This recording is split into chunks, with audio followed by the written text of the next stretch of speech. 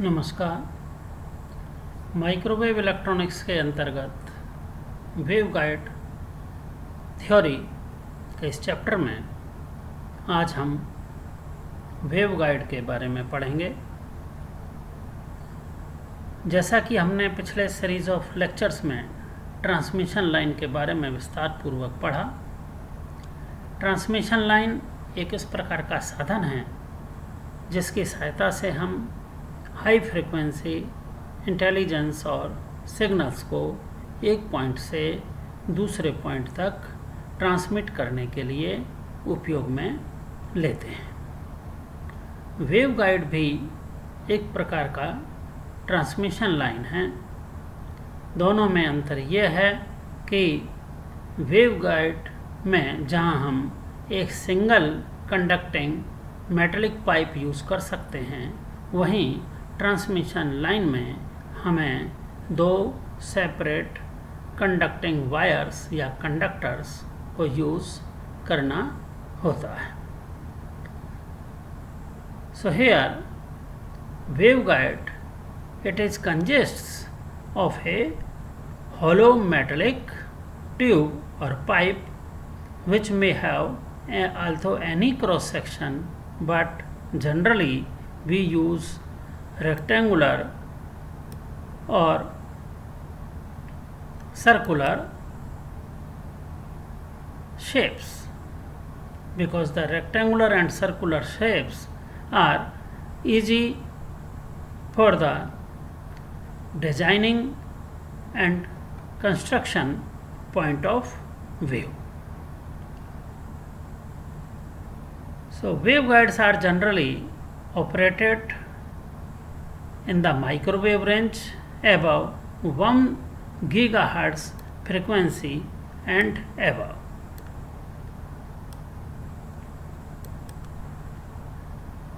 The electric and the magnetic fields within the guide are confined within the region of the conducting walls. Now we come to the rectangular waveguide.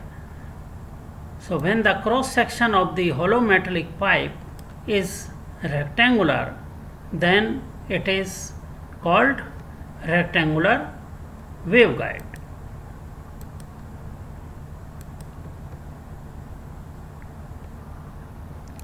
In our next lectures we will also study about the cylindrical waveguide, in which the cross section of the waveguide is circular. So here the electric and magnetic fields, these are confined within the region of the conducting walls. So to find the T and TM modes of propagation of EM waves in rectangular waveguide, first of all we will solve here the 4 Maxwell equations. The first equation is del dot D equal to rho. Second equation is given by del dot B equal to 0. So these two equations are from the electrostatic principles for the electric and magnetic fields. For the charge free region, the charge free density rho, that is the charge per unit volume, this will be 0 for the charge free region. Thereby from the first Maxwell equation we will get here del dot T equal to rho equal to 0. The second equation del dot B, that is divergence of B, is always 0, because the magnetic lines of force always form closed loops, or the magnetic monopoles does not exist independently. That is why this second equation will give us del dot B equal to 0. Now from the third Maxwell equation, del cross E equal to minus del B over del T.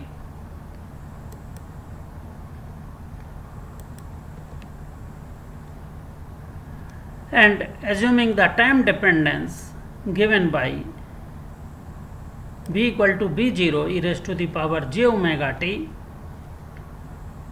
the term del b over del t, this becomes j omega b, or we can use operator del over del t by j omega as expressed here.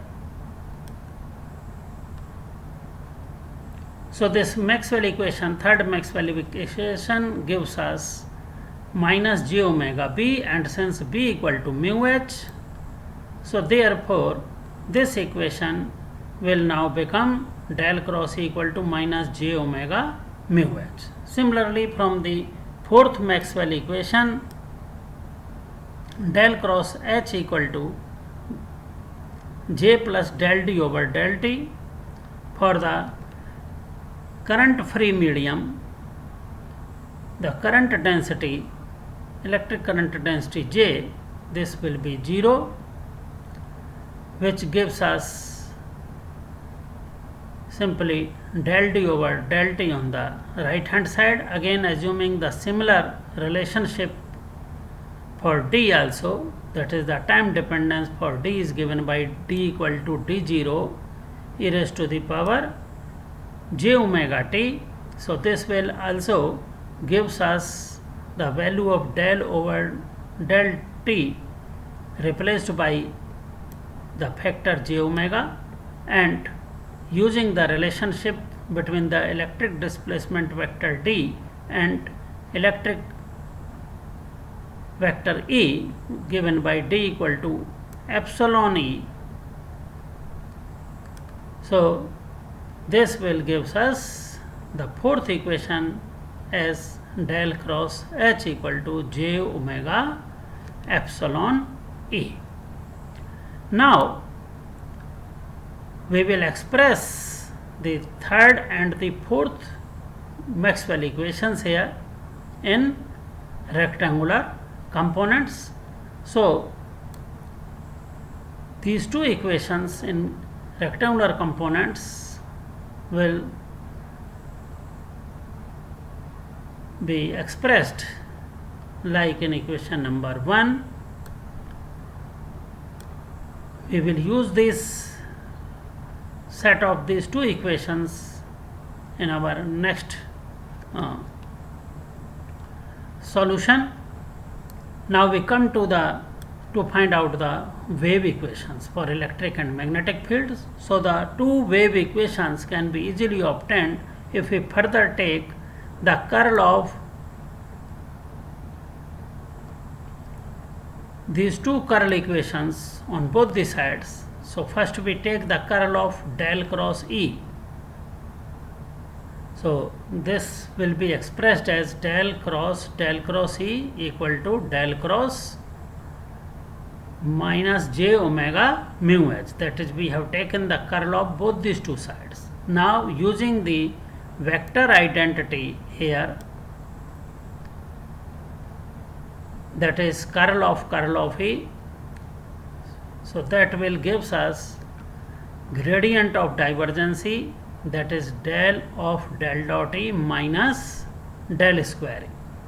And on the right hand side of this equation, taking minus j omega mu outside, and this will gives us del cross H, and value of del cross H now when substituted from the fourth Maxwell equation and also using del dot E equal to 0 from the first Maxwell equation, so this will gives us the wave equation del square E equal to minus omega square mu epsilon E expressed in equation number 2. Similarly, if we take the curl of both sides of del cross H Maxwell equation and then similarly substituting the value of del cross E, this will gives us the wave equation del square H equal to minus omega square mu epsilon E. So these two were shown in equation number 2 and 3. Now in the figure we have shown a rectangular waveguide having the wider dimension along x-axis equal to A and shorter dimension along y-axis equal to B, and considering the z direction as the direction of wave propagation.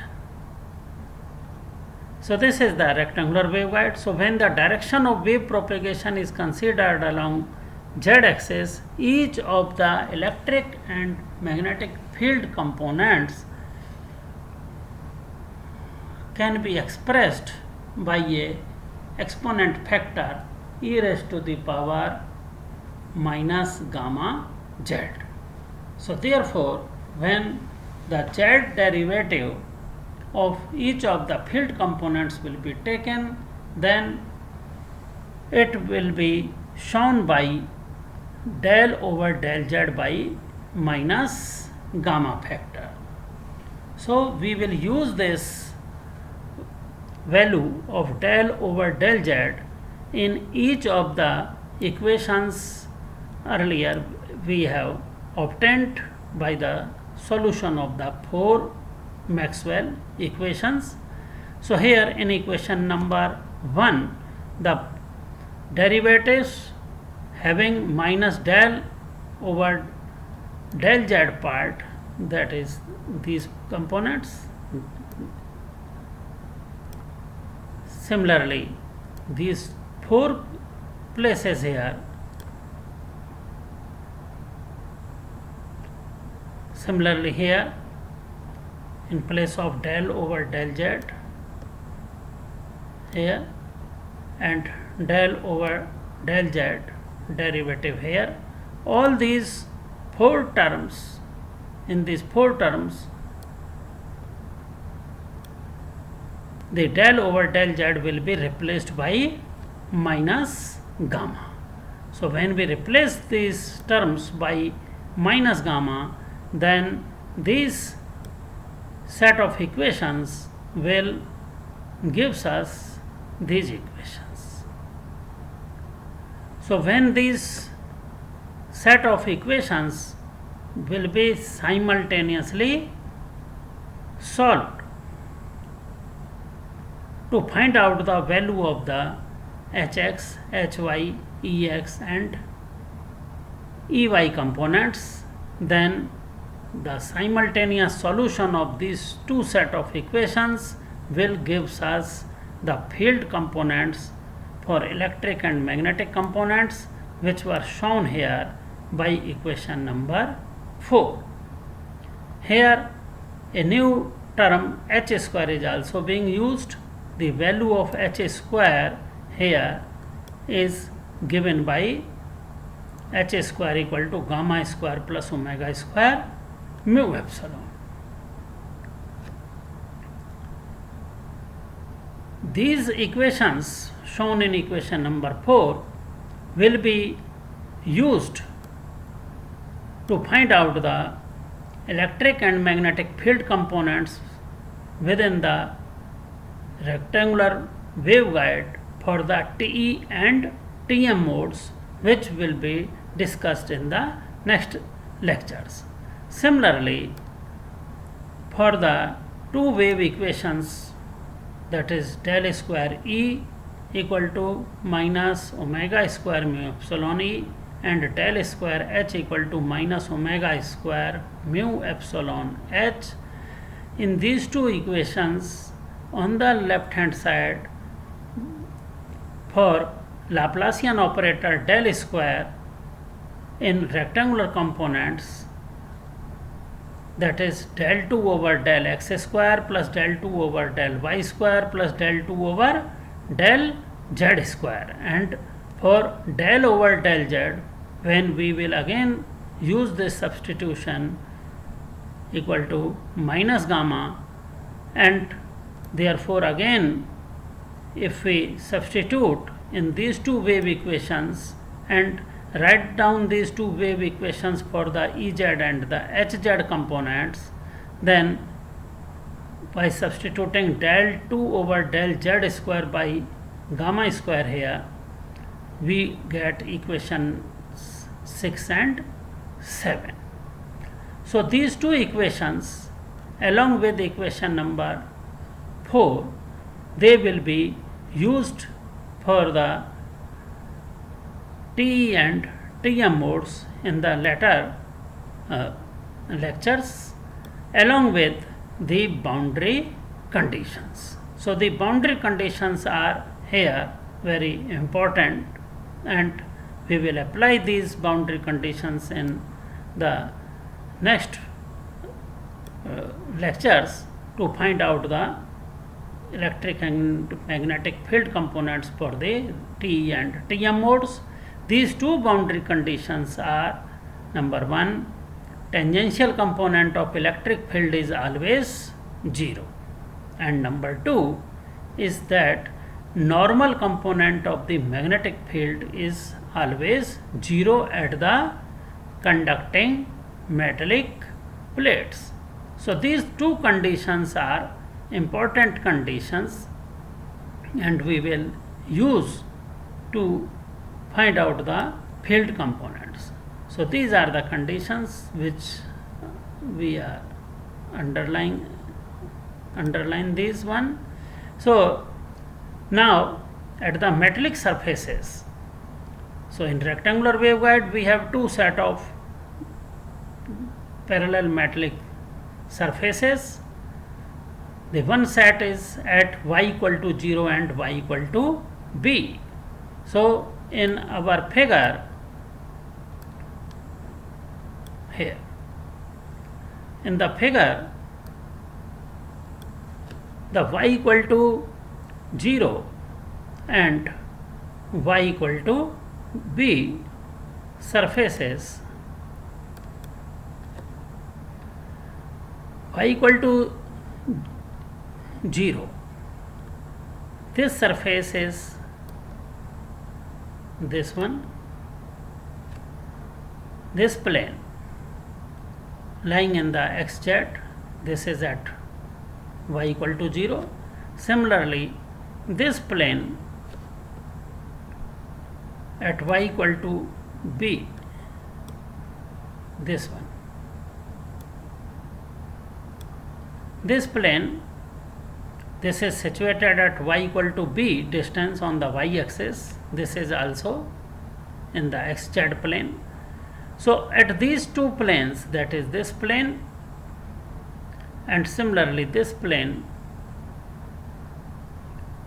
which are at y equal to 0 and y equal to b respectively, and lying in the xz plane. So at these two metallic planes, tangential components, that is along x-axis and along z-axis, there will be no component of the electric field, and electric field will be normal to these surfaces. So at these two surfaces, the normal components are along the y-axis. So therefore at these two metallic surfaces, that is at y equal to 0 and y equal to b, the tangential components, which are Ex and Ez, they will be always 0. Similarly, at the other set of parallel metallic surfaces, that is at x equal to 0 and x equal to a, again if we look in the figure, the x equal to 0 surface is this one, this is the x equal to 0 surface, and this surface here, this one, this metallic surface, this is at x equal to a, and these two plane surfaces, metallic plane surfaces, lies in the yz plane. So the tangential components at these two metallic surfaces will be Ey and Ez, they will be always 0, and normal to these surfaces, that is electric field will be normal to these surfaces and the normal component will be along x-axis. So therefore, in this boundary condition at x equal to 0 and x equal to a, the tangential components of the electric field, which are E, Y and Ez, they are always 0. So these boundary conditions are very much important, and we will use this set of boundary conditions in our next lectures to find out the electric and magnetic field components for the TE and TM wave guide modes, and will be discussed along with the equations 4, 5 and 6 and 7. Thank you.